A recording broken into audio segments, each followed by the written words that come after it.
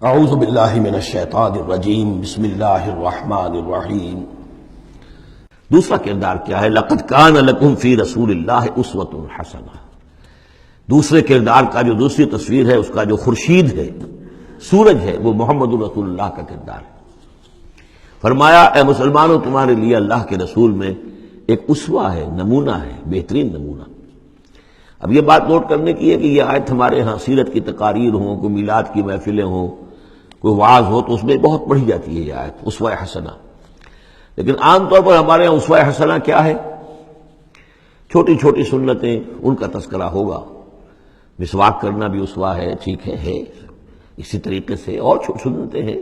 مسجد میں داخل ہو تو داہنا پاؤں آگے آنا چاہیے، بایاں نہیں، ٹھیک ہے، ہونا چاہیے، ایک شخص کو کرنا چاہیے، اہتمام کرنا چاہیے، حضور کا یہی معمول تھا۔ یہ سب بھی اسوے میں شامل ہے۔ اصل اسوہ یہ ہے کفر کے مقابلے میں جان ہتھیلی پر رکھ کر میدان میں آنا، یہ ہے اسوہ۔ یہ اسوہ ہماری نگاہوں سے اوجھل۔ محمد رسول اللہ کا مثالی کردار کس اعتبار سے؟ جب بھوک تھی شدید، حضور کو بھی بھوک تھی اور فاقہ تھا۔ جب صحابہ نے آ کے شکایت کی کہ حضور ہم ناقابل برداشت ہو گئی ہے یہ بھوک، دیکھیے ہم نے اپنے پیٹوں پر پتھر باندھے ہوئے ہیں تاکہ یہ کہ معدے کو وہ جو ہنگر کنٹریکشنز ہوتی ہیں وہ نہ ہو، اس کو کم سے کم جھوٹا ہی صحیح ایک دلاسا ہو کہ کچھ بوجھ ہے میرے اوپر، وہ بوجھ چاہے پتھر کا ہو، کھانے کا نہ ہو۔ یہ سب پتھر باندھے ہوئے، کمر دوہری نہ ہو جائے ہماری۔ حضور نے اپنا کرتا اٹھا کے دکھایا، وہاں 2 پتھر بندھے ہوئے، اور اسی حال میں جب صحابہ کدالیں چلا رہے ہیں، کھود رہے ہیں، تو حضور جو ہے اپنے کندھے پر بڑے بڑے پتھر اٹھا کر لے جا کر اور باہر پھینک رہے ہیں۔ اسی میں آپ شریک ہیں پوری طریقے سے۔ یہ ہے اسوہ۔ ایسا نہیں تھا کہ بس حضور تو کہیں ایک جگہ بیٹھے ہوں اور خیمہ لگا ہو اور مور چھل چلے جا رہے ہوں، سمجھے آپ، اور سب ٹھنڈی چھاؤں آپ کو فراہم کی گئی ہو اور باقی سب لوگ جو اس کام میں لگے ہوئے ہیں۔ یہ اسوہ ہے محمد کا صلی اللہ علیہ وسلم۔ لقد کان لکم فی رسول اللہ اسوۃ حسنہ۔ اسی کو میں کہا کرتا ہوں جدید اصطلاح میں، ایک ہے میکرو اکنامکس اور ایک ہے مائکرو اکنامکس۔ تو مائکرو سنت کو تو لوگ جانتے ہیں، یہ سنت ہے، یہ سنت ہے، اس میں سے بعض کے بارے میں بڑے جھگڑے بھی ہیں، رفع یدین سنت ہے یا نہیں ہے، لیکن میں اس مسئلے پر نہیں جا رہا ہوں۔ لیکن میکرو سنت جو ہے، سب سے بڑی سنت جو ہے، وہ تو یہ ہے کہ وحی کے آغاز کے بعد سے لے کر 40 برس کی عمر کے بعد سے لے کر حضور نے ایک لحظہ، ایک منٹ معاش کی جد و جہد میں صرف نہیں کیا۔ پوری زندگی، پورا وقت، پوری توانائی، پوری قوت دعوت دین، اقامت دین، دین کی دعوت، دین کی اقامت، اسی میں لگائی۔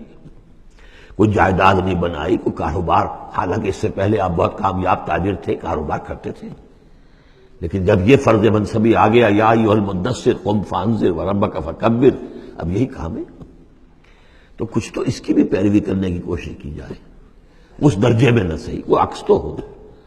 میکرو سنت جو ہے کسی درجے میں تو اپنی زندگی کے اندر اس کا عکس پیدا کیا جائے۔ ہاں اس کے ساتھ پھر چھوٹی چھوٹی سنتیں بھی ہو جاؤں تو کیا کہنے ہیں، پھر نور علی نور ہے۔ لیکن یہ اس میکرو سنت کا تو ہے ہی نہیں، اپنے تو ساری توانائی، ساری طاقت، سارا وقت دنیا بنانے میں۔ تو لقد کان لکم فی رسول اللہ اسوۃ حسنۃ لمن کان یرجو اللہ والیوم الآخر۔ بڑی اہم آیت ہے یہ۔ اسوہ تو حضور کا اپنی جگہ پر مکمل ہے، کامل ہے، لیکن یہ کس کے لیے اسوہ ہے؟ جو یہ 2 شرطیں پوری کرے، 3 شرطیں، جو اللہ سے ملاقات کا امیدوار ہے، اللہ سے محبت کرتا ہے اور یوم آخر پر یقین رکھتا ہے، اور ذکر اللہ کثیرا، اور ذکر کرتا ہے اللہ کا کثرت کے ساتھ۔ یہ بالکل وہی بات ہے کہ قرآن مجید تو ہدایت ہے پوری نوع انسانی کے لیے، ھدی للناس، لیکن قرآن سے استفادے کی شرط ہے تقویٰ، ھدی للمتقین۔ تو جو ربط و تعلق ہے ان 2 آیتوں میں، وہی سمجھیے کہ اپنی جگہ پر حضور کی زندگی ایک اسوہ کاملہ ہے، مکمل، لیکن اس سے استفادے کی شرائط ہے، لمن کان یرجو اللہ والیوم الآخر وذکر اللہ کثیرا۔ اب یہ اہل ایمان، حضور کے بعد اہل ایمان کا تذکرہ ہو رہا ہے، محمد رسول اللہ والذین معہ۔ اب معہ جو تھے اہل ایمان، ولما رأى المؤمنون الاحزاب، اور جب اہل ایمان نے دیکھا ان لشکروں کو، قالوا هذا ما وعدنا اللہ ورسولہ وصدق اللہ ورسولہ، انہوں نے کہا یہی تو ہے جس کا اللہ نے وعدہ کیا تھا ہم سے اور اس کے رسول نے وعدہ کیا تھا۔ اب دیکھیے ایک ہی سچویشن ہے، اس کا ریئیکشن کس قدر ایک دوسرے سے مختلف ہے۔ معلوم ہے یہ مسئلہ ہے انسان کا اندرونی، یضل بہ کثیرا ویہدی بہ کثیرا، تو جیسے قرآن کے بارے میں آیا اسی طریقے سے اس سچویشن سے بھی انہوں نے کیا کہا؟ ہم نے تو سنا ہوا ہے، پہلے ہی اللہ نے کہہ دیا تھا وَلَنَبْلُوَنَّكُمْ بِشَيْءٍ مِّنَ الْخَوْفِ وَالْجُوعِ وَنَقْصٍ مِّنَ الْأَمْوَالِ وَالْأَنفُسِ وَالثَّمَرَاتِ، یہ قرآن مجید میں سورہ بقرہ میں آیت نہیں آ چکی تھی؟ لَتُبْلَوُنَّ فِي أَمْوَالِكُمْ فِي أَنفُسِكُمْ وَأَمْوَالِكُمْ، یہ کیا سورہ آل عمران میں آیت نہیں آ چکی تھی؟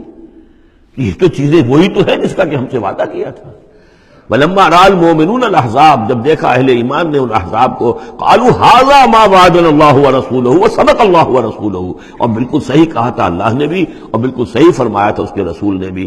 وَمَا زَادَهُمْ إِلَّا إِيمَانًا وَتَسْلِيمًا، اور نہیں ہوا ان میں کسی شے کا اضافہ مگر ایمان اور تسلیم، ایمان کے ساتھ تسلیم، سر تسلیم خم، سر تسلیم خم ہے جو مزاج یار میں آئے، جو اللہ کی طرف سے فیصلہ ہے، جیسا کہ ہم پڑھ چکے ہیں سورہ توبہ میں، اگرچہ سورہ توبہ تو بہت بعد میں نازل ہوگی، ابھی 4 سال بعد میں اس سورہ مبارکہ کے وہ زمانہ نزول کے اعتبار سے، لیکن ہم تو پڑھ چکے ہیں۔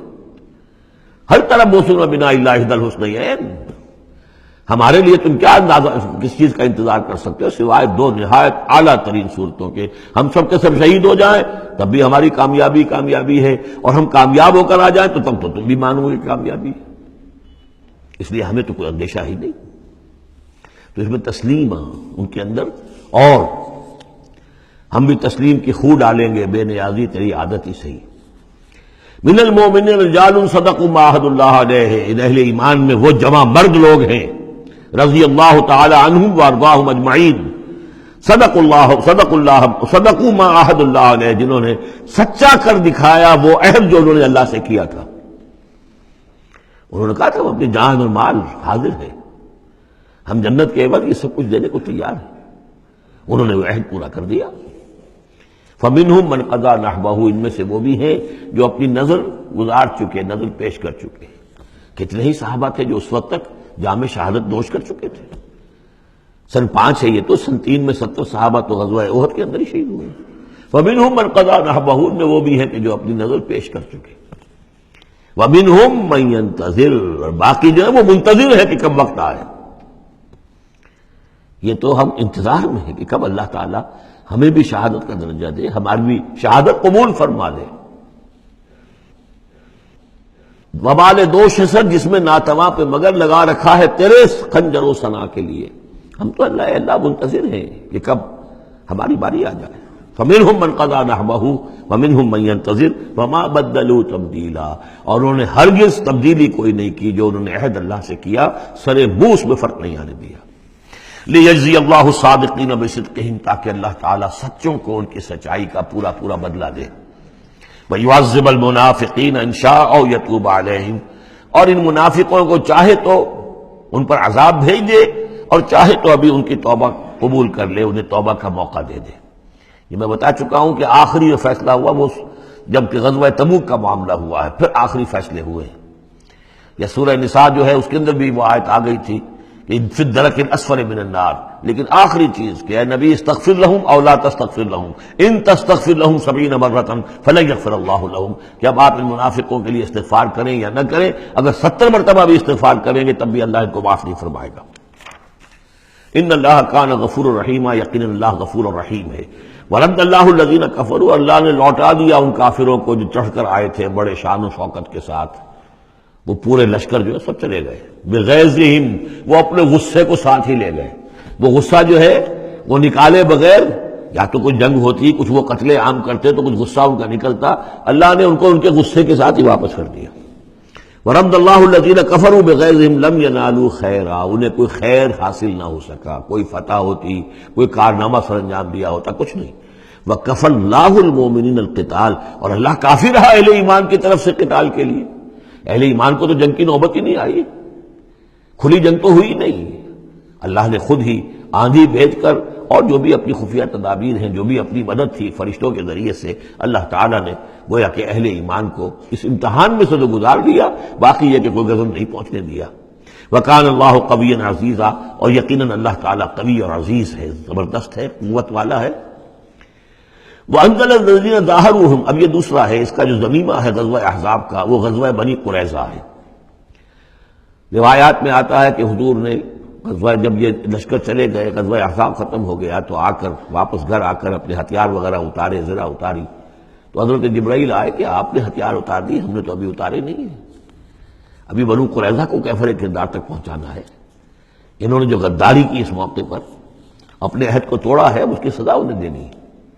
چنانچہ حضور نے حکم دیا کہ اب کوئی مسلمان جو ہے عصر کی نماز نہ پڑھے یا کوئی مغرب کی نماز نہ پڑھے، جو بھی کوئی وقت معین کیا، جب تک کہ وہ بنی قریظہ کے علاقے میں پہنچ نہ جائے، وہاں جا کر اب وہاں جا کے پھر ان کا گھیراؤ کیا گیا، محاصرہ ہوا، وہ محاصرہ بھی خاصا طویل ہوا، ان کا قلعہ بڑا مضبوط تھا، لیکن تنگ آ کر بالآخر انہوں نے ہتھیار ڈال دیے اور یہ کہا کہ سعد بن معاذ جو رئیس اوس تھے اور ان کے حلیف تھے، اوس کے قبیلے کے ساتھ ان کی پرانی جو ہے وہ حلیفی تعلقات تھے، حلیفانہ تعلقات، کل جو وہ فیصلہ کر دیں گے ہمیں منظور ہوگا۔ تو حضرت سعد بن معاذ رضی اللہ تعالیٰ عنہ، جو تورات میں فیصلہ لکھا ہوا ہے بد عہدی کا کہ قوم اگر تمہارے ساتھ بد عہدی کرے اور اس کے بعد اللہ تمہیں اس پر فتح دے دے تو کیا کرو، اس کے مطابق فیصلہ سنایا کہ ان کے جتنے جوان ہیں اس قبیلے کے جو جنگ کرنے کے قابل ہیں ان کو قتل کر دیا جائے، اور باقی جو ان کے بوڑھے ہوں یا اور ہوں، مرد ہوں، بچے ہوں، عورتیں ہوں، ان کو جو ہے غلام بنا لیا جائے، ان کا سارا مال ضبط ہو جائے گا۔ تو بدترین سزا جو ہے ان تین قبیلوں میں سے، جن میں سے ایک قبیلہ تھا بنی قینقاع کا، ایک تھا بنو نضیر، یہ دونوں تو صرف جلا وطن ہوئے، لیکن بدترین سزا پھر ان کو دی گئی ہے۔ وَأَنزَلَ الَّذِينَ ظَاهَرُوهُم مِّنْ أَهْلِ الْكِتَابِ، اور اللہ نے اتار لیا ان کو کہ جنہوں نے گٹھ جوڑ کیا تھا ان کے ساتھ، کافروں کے ساتھ، مشرکین کے ساتھ اہل کتاب میں سے، من صیاصیہم، ان کے قلعوں سے، قلعوں میں تو تھے، گڑھیاں تھیں ان کی، لیکن اس سے پھر اتر آئے، ہتھیار ڈال دیے۔ وَقَذَفَ فِي قُلُوبِهِمُ الرُّعْبَ، اور اللہ نے ان کے دلوں میں رعب ڈال دیا۔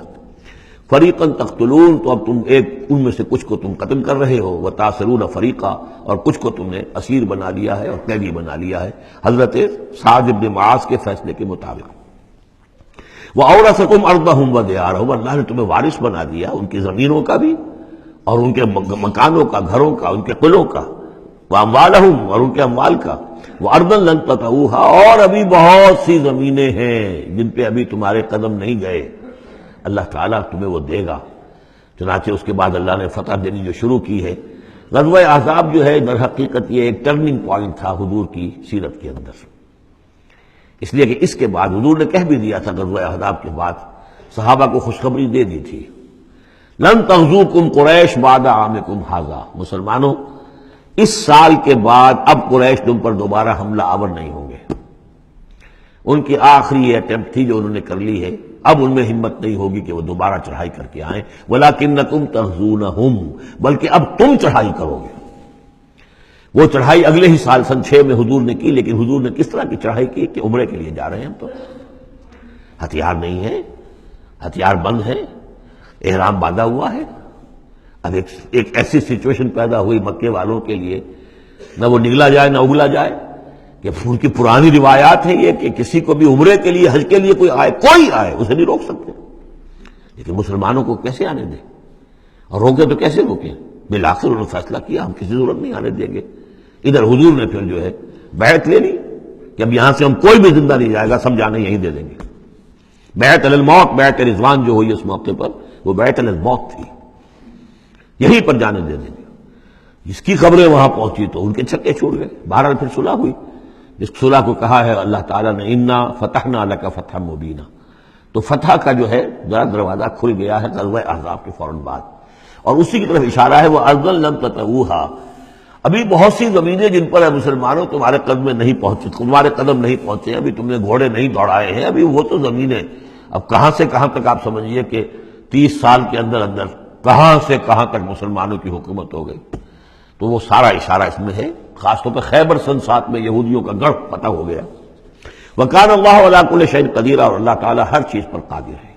صدق اللہ۔